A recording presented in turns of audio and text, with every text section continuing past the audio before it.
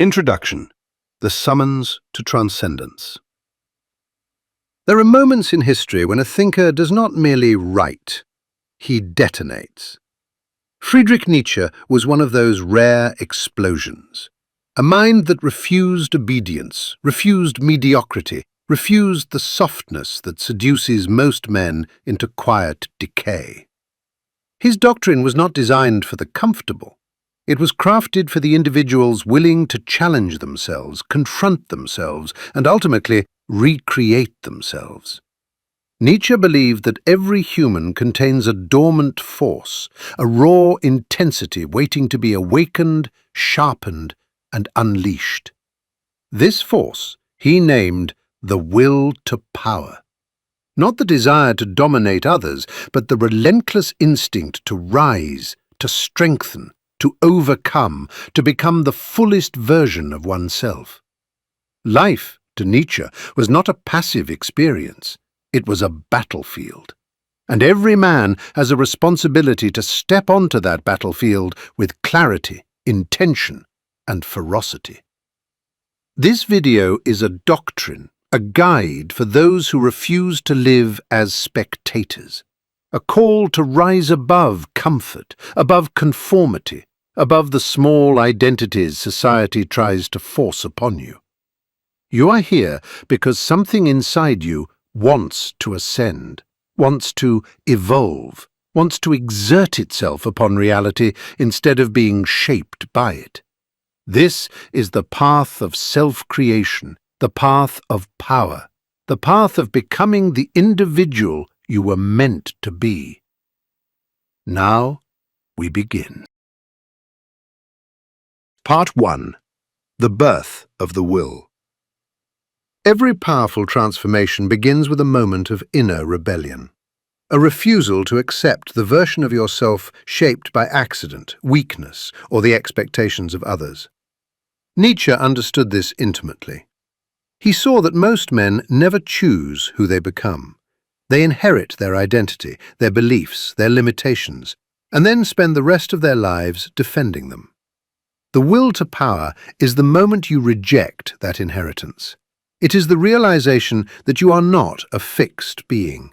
You are a becoming, a force in motion, capable of directing itself with precision. You begin to understand that strength is not something you are given, it is something you generate, through thought, through discipline, through adversity, through unrelenting self-mastery. Nietzsche taught that the human spirit is not fragile, it is volcanic. Beneath the layers of fear, doubt, and social conditioning, there exists a core of intensity most people never access because they never dare to confront themselves. This birth of the will is a rupture, a break from the sleepwalkers who drift through life without question or direction. You are no longer content with survival, comfort, or stagnation. You feel a deeper instinct rising within you, demanding expression, demanding challenge, demanding conquest of the self. The will to power begins when you stop waiting for perfect conditions, waiting for permission, waiting for motivation, waiting for life to hand you an opportunity worthy of your potential. You understand now that nothing external will save you or elevate you. Only the force you cultivate within can accomplish that. The birth of the will is the birth of responsibility. The recognition that every weakness is your problem to fix, every fear is your problem to confront, every limitation is your problem to break. This is the first ascent, the awakening, the moment the superior path opens before you. You begin not by asking what life can give you, but by declaring what you will take from it. Part 2. Breaking the Old Self. A man cannot rise while dragging his old identity behind him.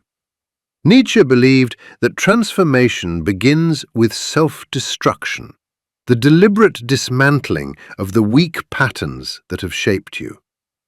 Most people protect their limitations. They defend the habits that drain them.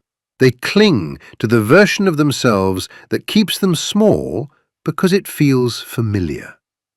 The will to power demands the opposite.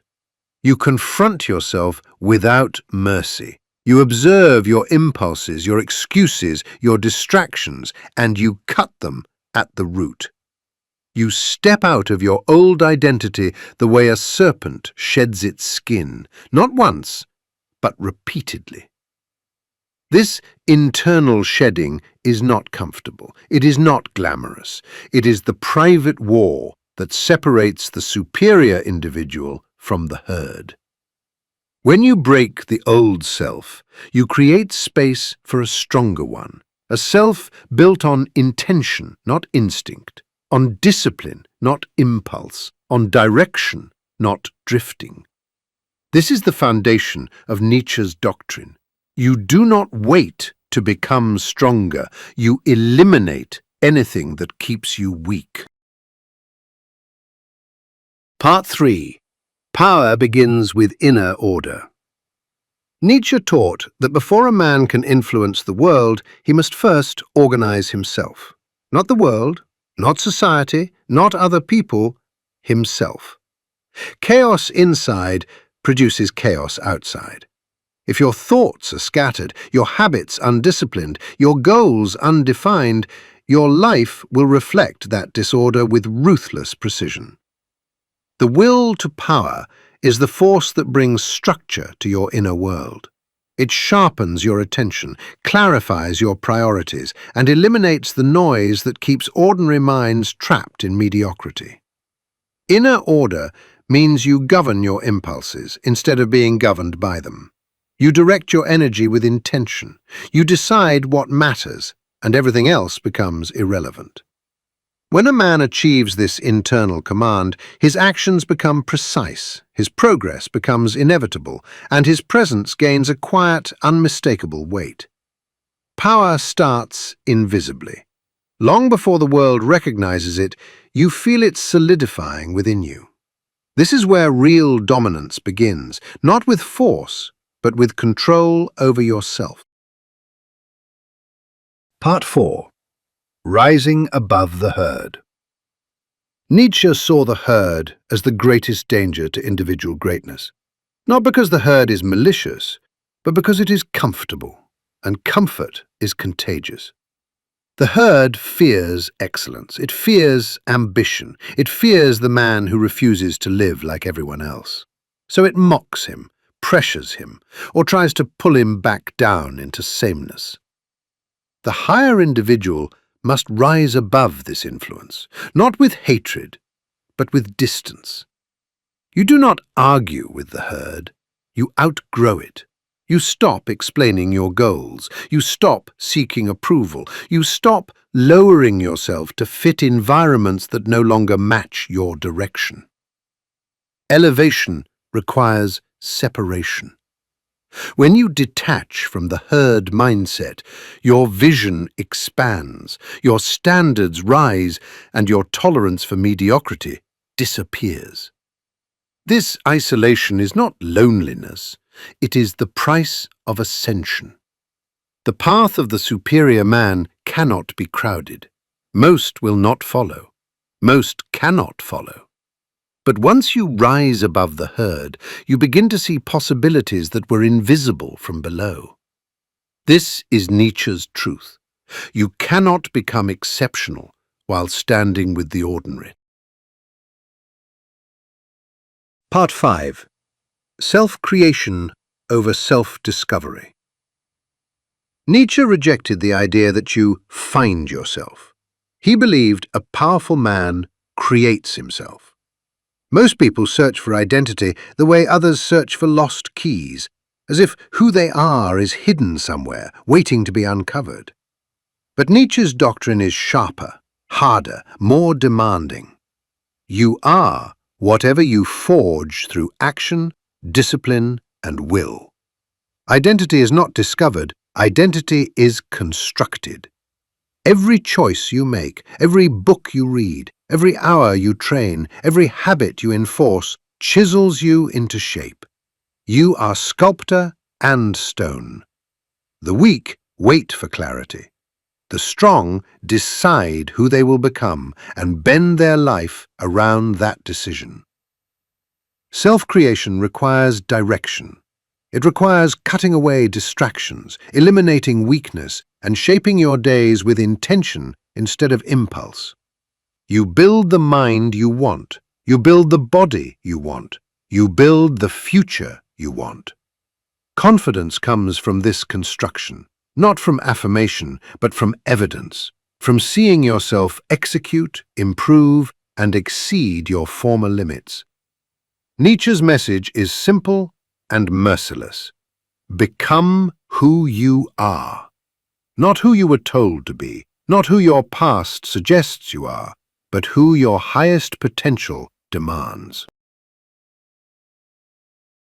Part 6. The necessity of struggle. Nietzsche believed struggle is not an obstacle to greatness, it is the engine of greatness.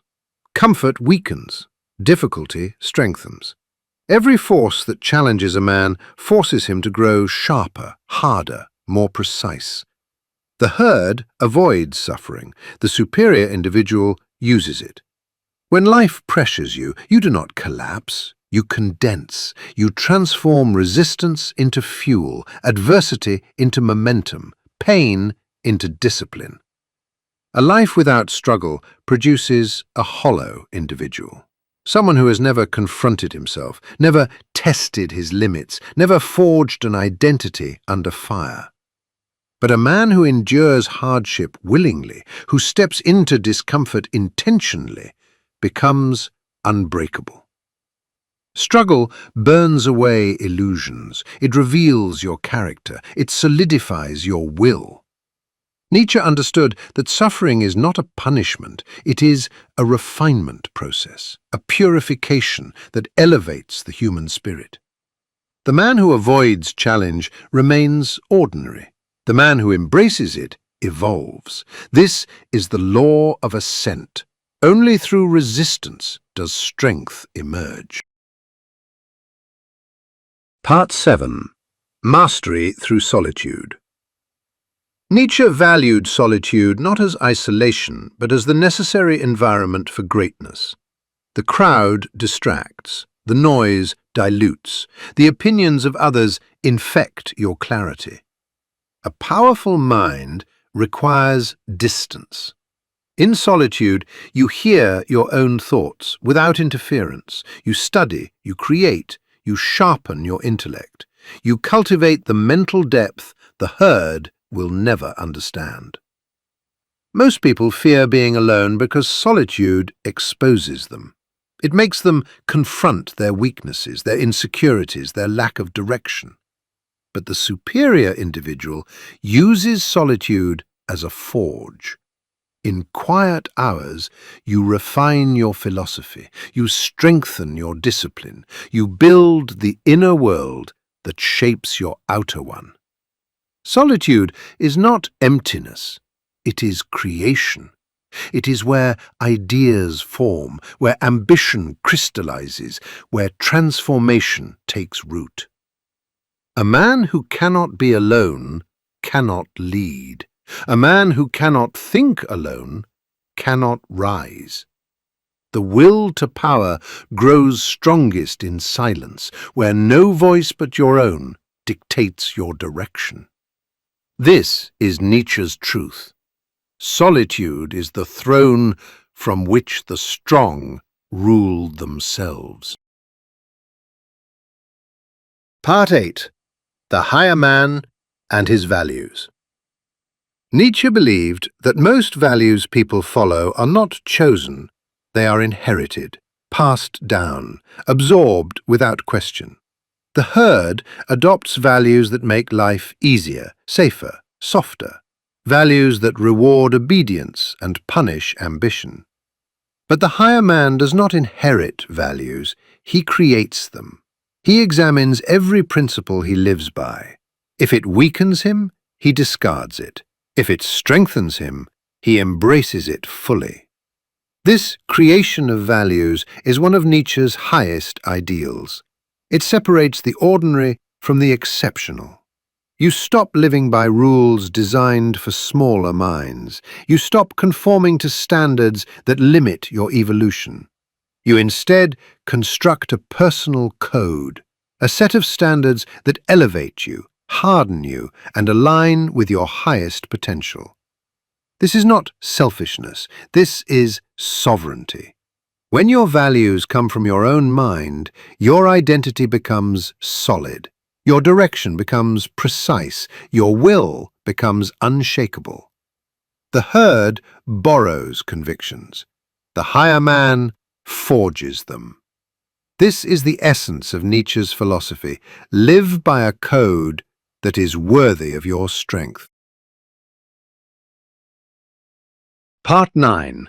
The ever-ascending individual. Nietzsche saw life as a climb with no final peak. There is no arrival, no finish line, no moment where a man declares himself complete. To stop ascending is to begin decaying. The will to power is the inner command that refuses stagnation. It pushes you to evolve continuously, to think clearer, train harder, learn deeper, live sharper. Most people plateau because they seek comfort once they achieve a little progress. They relax, they slow down, they drift. But the higher individual treats every level reached as the foundation for the next. Success is not a resting place, it is a launching point. Every day becomes an opportunity to refine your mind, your habits, your body, your craft. Not from insecurity, but from the recognition that growth itself is the purpose. You are not improving to impress anyone. You are improving because expansion is your nature, because your potential demands expression, because the fire inside you refuses to dim. The ordinary man seeks completion. The superior man seeks elevation. This is Nietzsche's doctrine. As long as you live, you climb. Part 10. The Overman, the Final Ideal. Nietzsche's highest vision was the Übermensch, the Overman. Not a mythical figure, not a god, not a tyrant, but a human who has fully mastered himself. The Overman is the one who has transformed struggle into strength, solitude into clarity, discipline into destiny.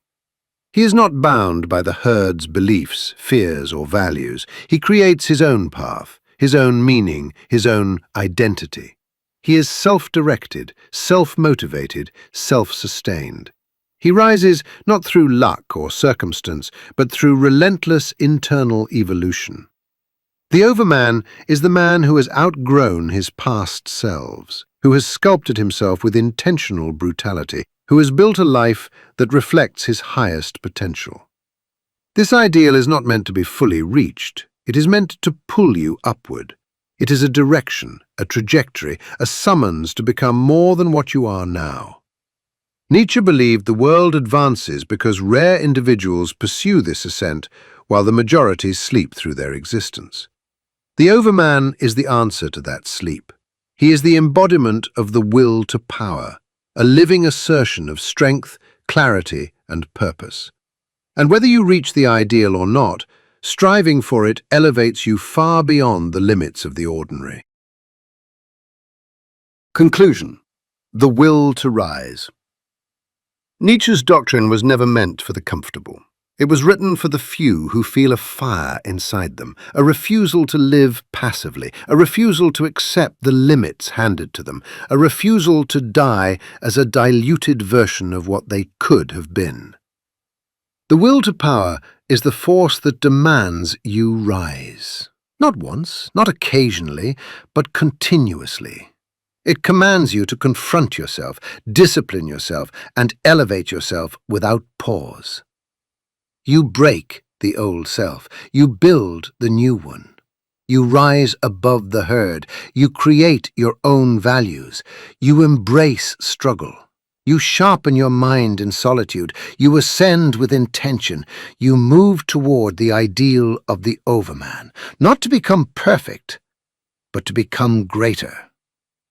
This path is not meant for everyone, and Nietzsche never intended it to be.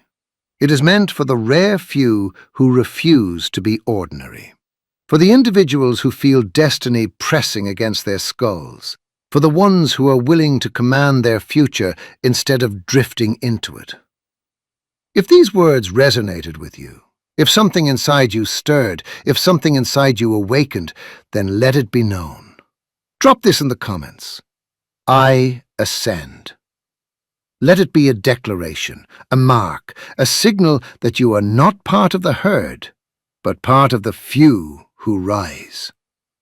The doctrine is complete. Now you live it.